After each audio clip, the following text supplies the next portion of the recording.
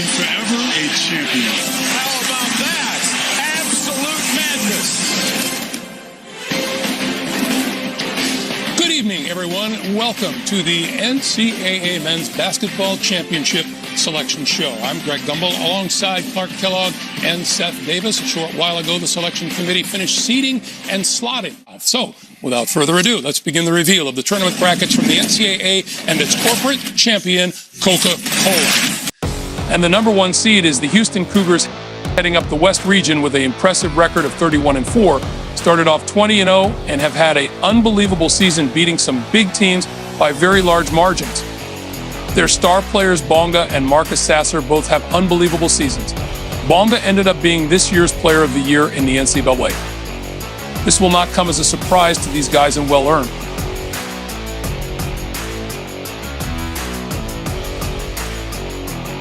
The Houston Cougars being the number one seed on Selection Sunday is a testament to their exceptional performance throughout the season. It signifies their dominance and consistency in college basketball, positioning them as one of the top contenders for the upcoming tournament. This recognition reflects the team's hard work, talent, and coaching staff's efforts in preparing them for success on the court.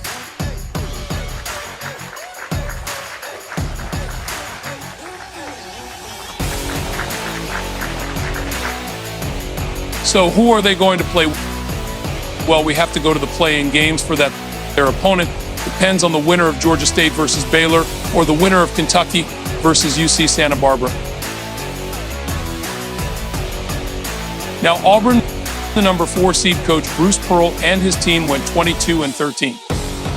First team in a long time to beat the top 4 teams in just a month. They will take on the number 5 Iowa Hawkeyes, also going 22-13. Their coach leading them to another tournament.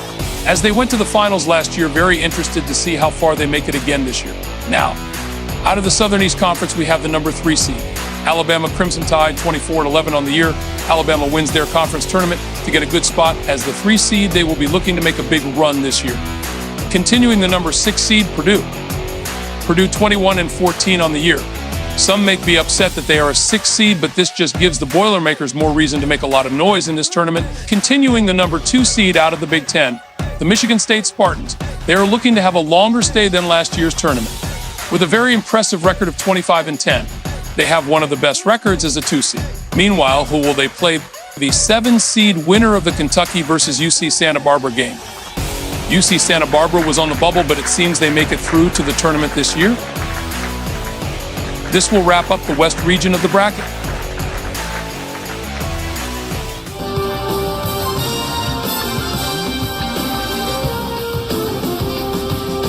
Quarter of the 60-18 field is set, and the March Madness Selection Show continues. We will reveal East Region. The NCAA Men's Basketball Championship Selection Show is sponsored by AT&T 5G. Fast, reliable, and secure. Capital One. What's in your wallet? And by Coca-Cola Zero Sugar. Tastes unbelievably delicious. Welcome back to the NCAA Men's Basketball Championship Selection Show. I want to remind you, we have no times or locations because the committee has not come up with those. All we have right now, what we're giving you, is the pairing. So with that, let's turn our attention to the upper right quadrant, where we will look at the East region. These are first and second round games on Saturday and Monday, and the overall number 1 seed is Gonzaga, with the Bulldogs pulling out of the number 1 seed race on top. They end the season with a record of 25-10. Their seasons have had a lot of ups and downs, but they, I believe, have done enough to take this number 1 spot. Their outstanding players this season were Jalen Suggs, Drew Timme, and Chet Holmgren. Those are only a few names. Gonzaga has had a lot of backlash over the year for if they were a real contender. I think we can say they are a safe pick in this tournament. Gonzaga being the 1 seed in the NCAA tournament selection is not surprising considering their strong performance throughout the season. And they will play the winner of the other first 4 teams, which are the Norfolk State Spartans versus the UConn Huskies, or the Texas Longhorns vs. the Virginia Cavaliers. Lower-seeded teams in March Madness often have the potential to cause upsets and make deep runs in the tournament. They may be underestimated by higher-seeded teams and have the motivation to prove themselves. Additionally, lower-seeded teams often have nothing to lose, which can make them dangerous opponents. Moving on, the 4th seed in the East will be the Duke Blue Devils. They are a very dangerous 4 seed as they beat Gonzaga, the number 1 seed in a close one during the season. Their record ended up being 24-11. WE always talk about these 4 versus 5 matchups. They will be going up against the Bruins of UCLA. They finished with a record of 22-13. The Bruins will be facing a formidable opponent in Duke.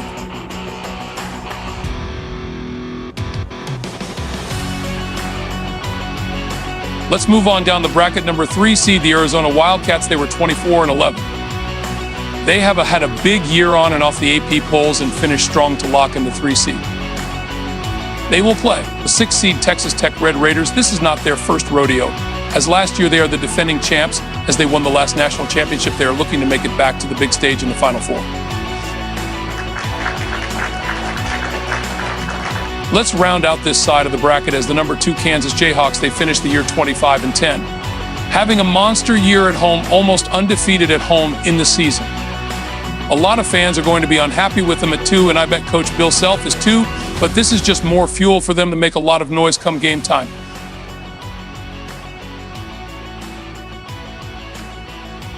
Take a look at their opponent, though. They will take on the winner of Texas versus Virginia, the winner becoming the 7th seed. And it won't be any cakewalk for the Jayhawks facing either one of these opponents.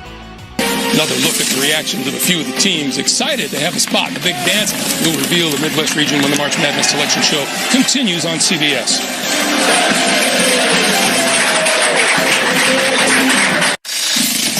They're going to the NCAA tournament. Going dancing! Get it back to the NCAA tournament. Dust off those wingtip shoes. What an incredible run. Dancing once again. Let the party start. What a year.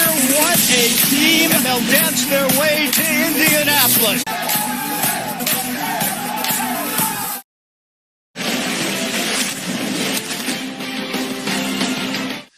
Norfolk State, Baylor, UConn, and UC Santa Barbara found themselves as the last 4 teams to secure spots in the tournament.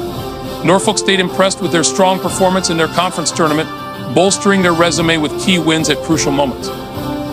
Baylor showcased resilience throughout the season, despite facing tough opponents, and their strong finish helped solidify their place in the tournament. UConn's notable victories and competitive play in a challenging conference earned them a spot, while UC Santa Barbara's consistent performance and impressive record made them a deserving candidate. Conversely, Kansas State, UNC, Furman, and Tennessee narrowly missed out on tournament bids, with each team falling just short due to a combination of factors such as inconsistent performances, tough losses, and unfavorable metrics. Despite their efforts, the selection committee ultimately favored other teams with slightly stronger resumes, leaving these 4 squads on the outside looking in.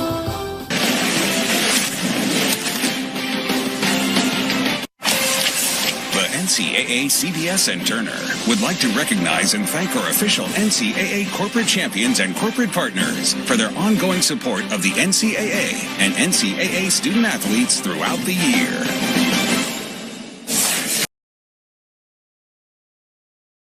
Tips off Thursday on TBS and True TV with the first 4.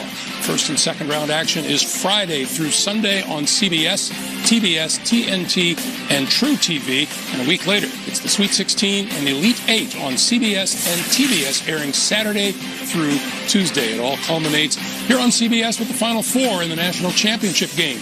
All 67 games will also be streamed on NCAA March Madness Live. When the selection show continues, talking Seth, a little insight to help you fill out your brackets, plus their predictions for the Final 4 and who will be crowned national champion.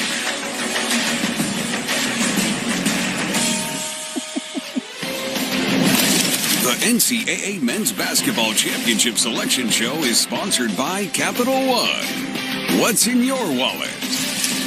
Powerade, official sports drink of March Madness. And by AT&T 5G. Fast, reliable, and secure.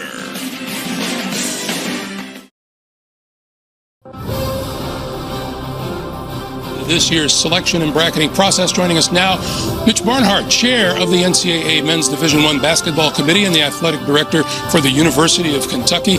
Mitch, we began this season by asking ourselves what might have been different about this selection process, considering everything that everyone has had to go through over the past year. Was there anything different to you and your committee? Well, definitely there were some tough decisions. But we picked the teams on how they played during the season and their strength of schedule. There were plenty of things different this year too, because so many teams had similar records. But when you go down and take a look at all the records and who played who, there were some big games that teams won. That some of the teams that didn't make it didn't win. Mitch, in a general sense, was there an area that caused significant gridlock or consternation for the committee? I know there's a general, you have unbalanced schedules and the like, but was there at some point or area where the committee perhaps had more stress and concern as you went through the process? I think that there were a lot of things, Clark, that gave us a hard time. Like I said before, the similarities in records made it very difficult, but I think the other 10 people on the committee did a great job picking the teams based on what happened through the season. They were definitely high-quality and in-depth conversations. Selecting teams for Selection Sunday can be a daunting task due to various factors that need to be considered. Firstly, the sheer number of teams. Vying for a limited number of spots in the tournament creates intense competition. Each team's performance throughout the season, including wins, losses, and strength of schedule, must be meticulously analyzed to determine their worthiness. Additionally, subjective criteria such as conference championships, head-to-head matchups, and key player injuries further complicate the decision-making process.